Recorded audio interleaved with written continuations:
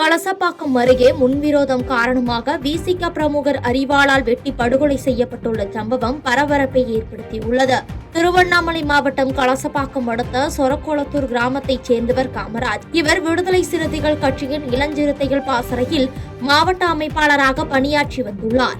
இந்நிலையில் அதே கிராமத்தில் உள்ள சுமன் மற்றும் SSR ஆகிய இருவருக்கும் இடையே வீட்டின் அருகே உள்ள மினி டேங்கில் தண்ணீர் பிடிப்பது தொடர்பாக முன்விரோதம் இருந்து வந்துள்ளது. இந்நிலையில் SSRக்கு ஆதரவாக காமராஜ் செயல்பட்டதாக கூறப்படுகிறது. தொடர்ந்து நாயுடுமங்கலம் அருகே 7 பேர் கொண்ட கும்பல் காமராஜை அரிவாளால் சரமாரியாக வெட்டி தப்பி ஓடிய நிலையில் காமராஜ் மருத்துவமனையில் அனுமதிக்கப்பட்டு சிகிச்சை பலனின்றி உயிரிழந்தார். இதனையடுத்து காமராஜ் தம்பி ஜெயபிரகாஷ் கொடுத்த புகாரின் அடிப்படையில் கலசப்பாக்கம் போலீசார் வழக்கு பதிவு செய்து சுமன் உள்ளிட்ட 6 பேரை வலைவீசி தேடி வருகின்றனர். இச்சம்பவம் அப்பகுதியில் பெரும் பரபரப்பை ஏற்படுத்தியுள்ளது. புதுக்கோட்டை புதிய பேருந்து நிலையத்தில் இருந்து மினி பேருந்து சேவையினை மாவட்ட ஆட்சியர் அருணா முன்னிலையில் பிற்படுத்தப்பட்டோர் நலத்துறை அமைச்சர் மெய்யநாதன் கொடியசைத்து துவக்கி வைத்தார். இந்நிகழ்ச்சியில் மாநகராட்சி ஆணையர் நாகராஜன், வட்டார போக்குவரத்து அலுவலர் பொறுப்பு நடராஜன் மற்றும் மினி பஸ் உரிமையாளர்கள் ஆகியோர் உடன் இருந்தனர். தொடர்ந்து இந்த சேவைக்கான ஆணையினை மினி பேருந்து உரிமையாளர்களுக்கு அமைச்சர் வழங்கினார்.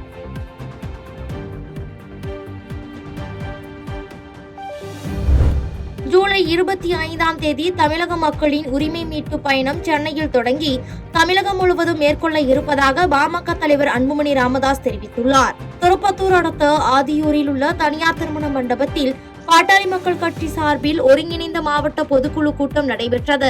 இதில் சிறப்பு அழைப்பாளராக பாட்டாளி மக்கள் கட்சி தலைவர் அன்புமணி ராமதாஸ் பங்கேற்று சிறப்புரையாற்றினார்.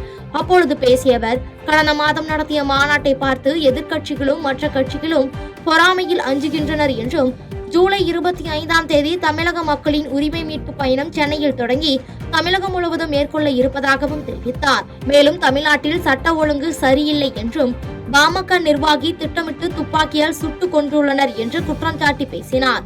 அதனைத் தொடர்ந்து இந்த பொதுக்குழு கூட்டத்தில் 7 தீர்மானங்கள் நிறைவேற்றப்பட்டது. மேலும் இந்த பொதுக்குழு கூட்டத்தில் பாமக பொருளாளர் திலகபாமா மற்றும் பாமக நிர்வாகிகள், தொண்டர்கள் என பலர் பங்கேற்றனர்.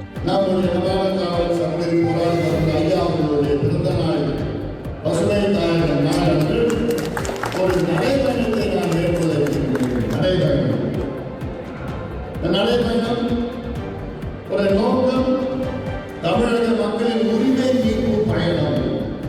தமிழக மக்களின் உரிமை மீட்பு பயணம் 100 நாள் இந்த நடைபயணம் நம்முடைய சென்னை அருகில் உள்ள திருப்பூர் முருகனுக்கு ஒரு 100 பொருட்கள்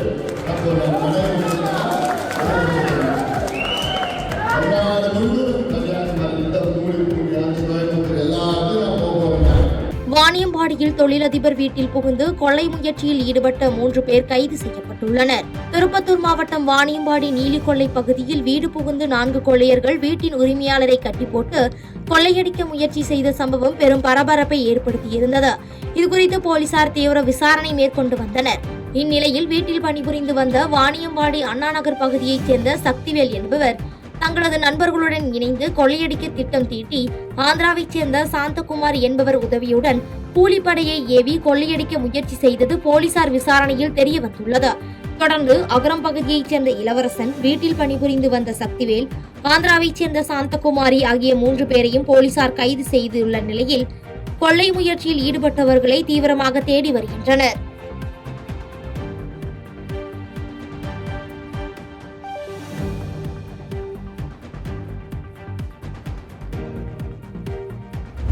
கொரோனா பரவல் காரணமாக ஞாயிற்றுக்கிழமை ஊரடங்கு உத்தரவு என்று அமைச்சர் மா சுப்பிரமணியன் பேசிய வீடியோ இணையத்தில் வைரலாகி வரும் நிலையில் அதற்கு தமிழக அரசு விளக்கம் அளித்துள்ளது. தமிழகத்தில் கடந்த சில நாட்களாக கொரோனா தொற்று மீண்டும் தலை காட்ட தொடங்கியுள்ளது. நேற்று முன்தினம் வரையிலான நிலவரப்படி 222 பேர் சிகிச்சையில் உள்ளனர்.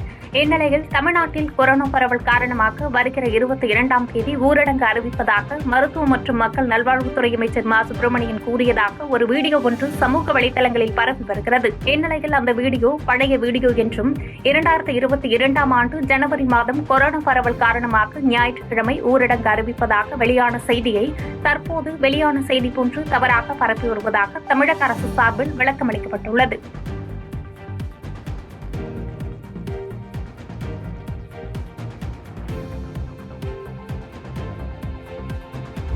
ஓய்வு பெறும் ஆசிரியர்களுக்கு கல்வியாண்டின் இறுதி நாள் வரை மறு நியமனம் வழங்க இயலாது என்று பள்ளிக் கல்வித்துறை தெரிவித்துள்ளது. அரசு உதவி பெறும் பள்ளிகளில் பணிபுரியும் ஆசிரியர்கள் கல்வியாண்டின் இடையில் ஓய்வு பெற்றாலும் அவர்கள் கல்வியாண்டின் கடைசி வேலை நாள் வரை மறு நியமனம் செய்து கொள்ள கடந்த 2022ஆம் ஆண்டு ஜூன் 28ஆம் தேதி பள்ளிக் கல்வித்துறை அரசாணையாக வெளியிட்டிருந்தது. இந்நிலையில் அந்த அரசாணையில் திருத்தம் செய்து கல்வியாண்டின் இறுதி நாள் அதாவது மே 31ஆம் தேதி வரை மறு நியமனம் வழங்க அனுமதி அளித்து ஆணை வழங்க கடந்த ஏப்ரல் மாதம் பள்ளிக் கல்வி இயக்குநர் அரசிடம் கேட்டிருந்தார். இதற்கு பதிலளித்துள்ள பள்ளிக் கல்வித்துறை முதன்மை செயலகம், அரசு உதவி பெறும் பள்ளிகளில் பணிபுரியும் ஆசிரியர்களுக்கு ஓய்வு பெற்ற பின்பு மறு நியமனம் வழங்கும் போது கல்வியாண்டின் இறுதி நாள் மே 31ஆம் தேதி வரை மறு நியமனம் செய்யும் கோரிக்கையினை ஏற்க இயலாத நிலை உள்ளது என்று தெரிவிக்கப்பட்டுள்ளது.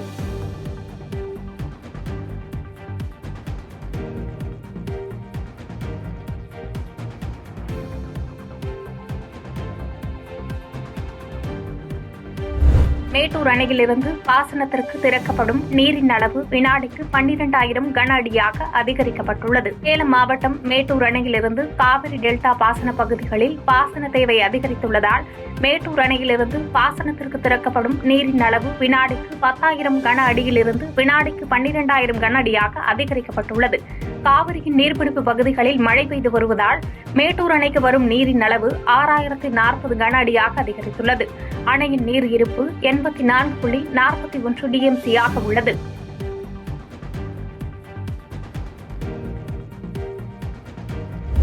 சென்னை விமான நிலையம் அருகே லேசர் மற்றும் பலூன்களை பயன்படுத்த தடை விதிக்கப்பட்டுள்ளது. சென்னை விமான நிலையத்தின் அருகே தரையிறங்கும் விமானங்களின் மீது தொடர்ச்சியாக லேசர் லைட் அடிக்கப்பட்டு வரும் சம்பவங்கள் பரபரப்பை ஏற்படுத்தியுள்ளது. விமானம் தரையிறங்கும் போது லேசர் ஒளியை செலுத்தினால் விமானிக்கு பாதிப்பு ஏற்பட்டு விபத்து ஏற்படும் அபாயம் உள்ளது. சென்னையில் கடந்த 2 வாரங்களில் விமானங்களின் மீது 3 முறை லேசர் ஒளி அடிக்கப்பட்டது. இது தொடர்பாக போலீசார் தீவிர விசாரணை மேற்கொண்டு வருகின்றனர். இந்நிலையில் சென்னை விமான நிலையம் அருகே லேசர் மற்றும் பலூன்களை பயன்படுத்த தடை விதிக்கப்பட்டுள்ளது. இதனை மீறி லேசர் மற்றும் பலூன்களை பயன்படுத்தினால் சட்ட நடவடிக்கை எடுக்கப்படும் என்று சென்னை விமான நிலைய நிர்வாகம் தெரிவித்துள்ளது.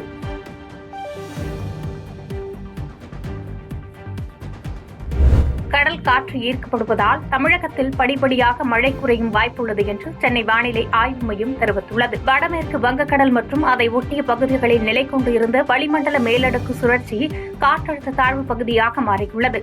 அதேபோன்று குஜராத் மற்றும் அதை ஒட்டிய பகுதிகளிலும் ஒரு காற்றழுத்த தாழ்வு பகுதி உருவாகியுள்ளது. இதன் காரணமாக கடல் காற்று ஈர்க்கப்படுவதால் தமிழகத்தில் படிப்படியாக மழை குறையும் வாய்ப்புள்ளது என்று சென்னை வானிலை ஆய்வு மையம் தெரிவித்துள்ளது. நாளை வடக்கு மற்றும் மத்திய மேற்கு வங்கக்கடல் பகுதிகள், தெற்கு வங்கக்கடலின் ஒரு சில பகுதிகள், ஆந்திர கடலோர பகுதிகள், மத்திய வங்கக்கடல் பகுதிகளில் மணிக்கு 65 கிலோமீட்டர் வேகத்தில் சூறாவளி காற்று வீசும் என்பதால் அந்த பகுதிகளுக்கு செல்ல வேண்டாம் என்று மீனவர்களுக்கு அறிவுறுத்தப்பட்டுள்ளது.